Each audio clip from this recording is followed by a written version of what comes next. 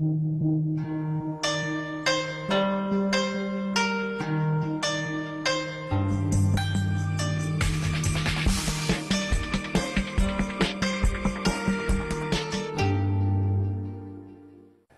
好，观众朋友，欢迎收看《国宝档案》。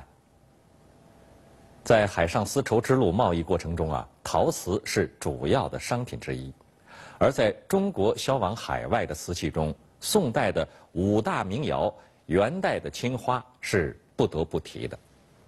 然而，在广东省湛江市的雷州半岛上却有一种被称作雷州瓷的瓷器，它没有五大名窑素雅，也没有青花瓷精美。然而，作为民窑瓷器它却是中国宋元瓷器中独放异彩的一朵奇葩。那么，原本不产瓷器的雷州半岛，为什么会从唐代开始就出现如此多的古窑址，甚至在宋元时期达到鼎盛？与宋元时期五大名窑景德镇的瓷器相比，雷州窑的瓷器有哪些自己的特点呢？为什么明朝开始雷州窑开始衰落，甚至消亡在历史的长河中？这一切还得从外销瓷说起。1987年8月，英国海洋探测公司提出要和中国合作，在广东阳江海域打捞一艘17世纪的荷兰沉船。然而，令人意外的是，这次打捞并没有找到荷兰沉船，却发现了一艘中国宋元时期的沉船，它就是震惊中外考古界的南海1号。在发现南海1号之后，1990年，中国考古人员又在福建连江定海湾发现了白礁沉船。1998年，在西沙群岛华光礁附近又发现了一艘满载外销瓷器的南宋沉船华光礁沉船。这些宋代沉船都有一个共同的特点，就是出水了大量的瓷器。以南海1号为例，前期探查时出水瓷器就有6000多件。专家判断，整条船上大概有瓷器6至8万件之多。这些瓷器被分门别类、整齐码放在船舱里，其中有江西景德镇窑系的青白瓷，福建瓷造窑的绿釉瓷器，浙江龙泉窑系的青瓷等。而这些琳琅满目、品种繁多的瓷器，都是通过海上丝绸之路运往外国的外销瓷。从这些打捞出水的外销瓷，说明宋代时瓷器取代丝绸成为中国最大的出口商品，海上丝绸之路也变成了名副其实的海上陶瓷之路。据专家介绍，南宋时期财政收入在很大程度上依靠海外贸易，外贸收入几乎占到国家收入的20%。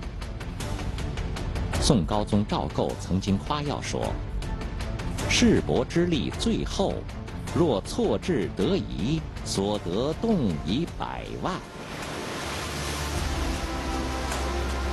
在这巨额利润之中，这些外销瓷占了绝大部分。如此巨额利润，直接刺激了东南沿海陶瓷业的发展，而雷州窑就是在这个背景下走向繁荣的。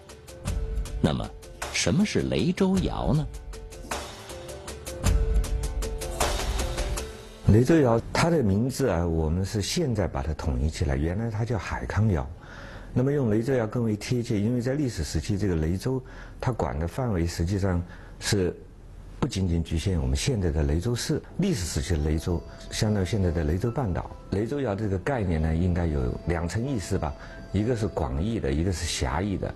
广义的呢，就是凡是产于这个历史时期雷州范围的，我们都可以把它笼统的称为雷州窑。狭义的雷州窑呢，实际上就是加一个时间定语，就是宋元雷州窑。我们一般所指的雷州窑，应该都指宋元雷州窑，比较贴切。据专家介绍，其实啊，早在中国唐代，雷州半岛就开始烧造瓷器了。可是历史上，雷州半岛原本是一块蛮荒之地，这里的居民并不懂得烧造瓷器。那么，他们的瓷器烧造技术是从何而来？与宋代五大名窑的瓷器、元代的青花瓷相比啊，雷州窑的瓷器又有哪些独树一帜的特点呢？历史上，雷州半岛是李辽民族的聚居区，而当时的李人还处于奴隶社会。一直到了唐代时，统治者开始大规模地向雷州半岛迁徙闽人，开发雷州半岛。受海外贸易和汉文化的影响，雷州当地的百姓也开始试着烧造瓷器，雷州窑就在这种情况下应运而生。然而，因为当地没有懂得烧造瓷器的窑工，所以此时雷州窑的瓷器还比较粗糙，产品以青釉瓷为主，不具特色。直到一个人的出现，使雷州窑得到了很大的发展。公元1094年，时为宋朝太学博士的秦观，因与当朝宰相司马光政见不合，而被流放到雷州。秦观被贬到雷州半岛之后，每天都是郁郁寡欢。这天，秦观见外面天气不错，打算去海边散散心。当他来到海边时，发现这里有很多窑厂。对瓷器情有独钟的秦观一下子来了兴致，就上前跟窑工攀谈起来。可当得知这里烧造的瓷器多为粗瓷时，秦观颇为失望。他对一个窑工说：“我回家拿2件我的瓷器，您看看能仿造着烧出来吗？”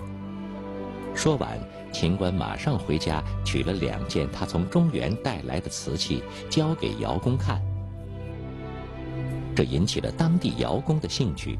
渐渐的，很多窑厂开始尝试在烧造瓷器时，在上面绘上图案。就这样，雷州窑渐渐形成了釉下褐彩的风格。到了南宋时，长期的战乱使中原人口大量流亡雷州半岛，这其中有很多熟练的窑工和精明的商贾。当商贾们来到雷州半岛后，他们发现这里有烧造瓷器的高岭土，而且雷州沿海，对外交通十分便利。如果瓷器能烧造得更精美些的话，那样一定会在海外卖个好价钱。于是，精明的商贾们抓住商机，与流亡到这里的窑工一同，在博取吉州窑、磁州窑技术的基础上，改进雷州窑瓷器的烧造技术。就这样，渐渐的，雷州窑的瓷器在海外打开了销路，成为继广州窑、潮州窑之后，宋元时期广东地区3大窑系之一。雷州窑的瓷器啊，实际上它非常有特点，是相对来说比较容易识别的，因为它烧造的主要的这个器物都是以釉下褐彩，就是釉下彩的这个装饰技法，在我国的这个陶瓷生产，特别唐宋时期是屡见不鲜。它的釉下褐彩呢，实际上就是说在装饰这个纹样方面很独特，以这种分层的，然后在主体的部位，比如说瓷罐的腹部，它以开光的装饰。釉下褐彩呢，这个色泽也是很具有它的地方特色。此外，雷州窑还有一个非常典型的特色，就是会在器物的装饰纹样上书写吉祥语或谜言。比如这件褐彩瓷罐上写有“寿如南山”，这件上面则写有“金玉满堂”，而这件瓷罐上则写有“积善之家必有余庆”的谜言。这些都迎合了平民的审美意愿和风尚习俗。雷州窑以其釉下褐彩的简约、秀丽、淡雅的艺术风格，在中国彩绘瓷史上独树一帜。但是啊，当时雷州窑的瓷器多以粗瓷为主，它没有宋代5大名窑的瓷器素雅，也没有元代的青花瓷精美。那么，作为民窑瓷器，雷州窑为什么还会远销海外呢？宋朝时，南亚、东南亚地区还比较落后，大量需要的还是日常使用的瓷器。而雷州窑虽然相对于景德镇的瓷器粗糙了很多，但是对于当时相对落后的南亚、东南亚国家来说，仍然是供不应求的精品。可是到了明朝，雷州窑开始逐渐走向衰落，甚至到了明中期后，雷州窑已经销声匿迹，淹没在历史的尘土里了。这又是为什么呢？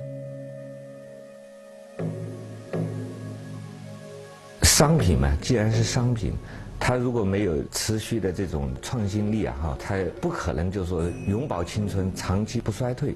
那么第二个呢，就是说，往往我们的这个陶瓷生产，为什么中烧它有一个2种情况，一个呢就是说是突然终止的，往往都是受到一些外部的原因，比如说朝代的更迭带来的这种兵灾；第二个呢就是说大的这种自然灾害。